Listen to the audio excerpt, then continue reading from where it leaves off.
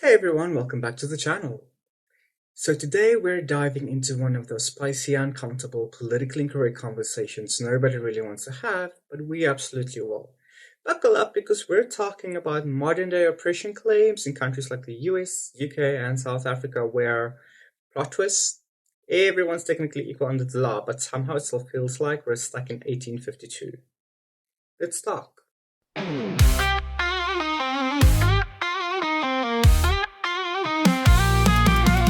MitchCraft Online, come on in, join the talk, let's begin.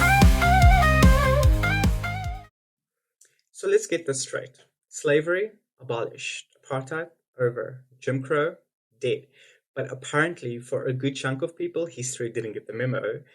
Because in 2025, some folks still want to collect emotional invoices from people who weren't even alive when the original crimes were committed. And if you agree, well, congratulations. You're now part of the problem. Look, I'm not saying racism is extinct, but in countries like the US, the UK, and South Africa, it's not the law that's holding people back anymore. All these countries have anti-discrimination laws, they've got human rights commissions, watchdogs, equality charters, you name it. But somehow the narrative persists that white people today are personally responsible for historical injustices.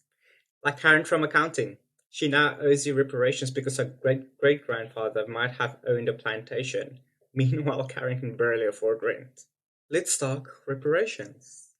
In the US, they're still debating whether descendants of slaves should get a payout.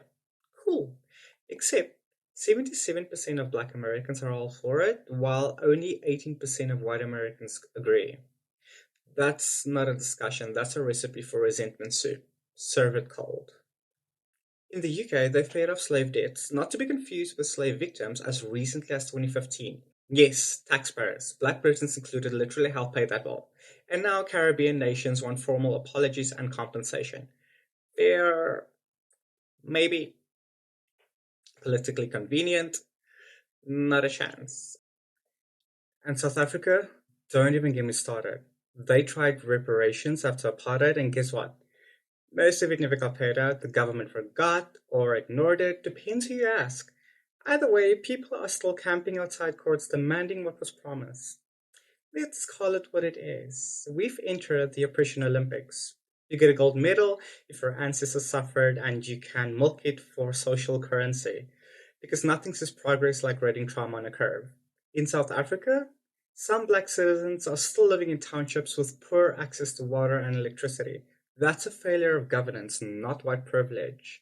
And in the US, the idea that cops are hunting black people for sport is more Netflix docudrama than reality, especially when you break down the data.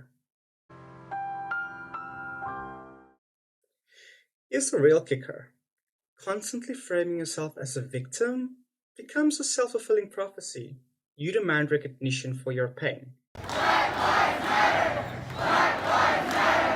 But the second someone says, hey, maybe it's time to move forward, they're racist or tone deaf. I'm not saying forget history, but using it as a club to bash every new generation that had nothing to do with it, that's not justice. That's lazy blame shifting. And it's not helping anyone thrive, especially the people you claim to be standing up for.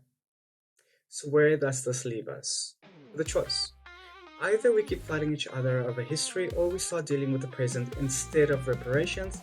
How about we push for better education, job access, and actual opportunities instead of demanding apologies? How about demanding results? Because if the goal is a united society, weaponizing race and guilt isn't the answer. Just another way to keep people divided, bitter, and stuck. Alright, rant over. But I want to know what you think. Are reparations fair? Is modern day systemic oppression still a thing in these countries? Or are we watching history being used as a get out of effort free card? Drop your thoughts below, like if you dare, subscribe if you haven't. Let's keep the conversation honest, comfortable, and uncancelled. And I'll see you next time.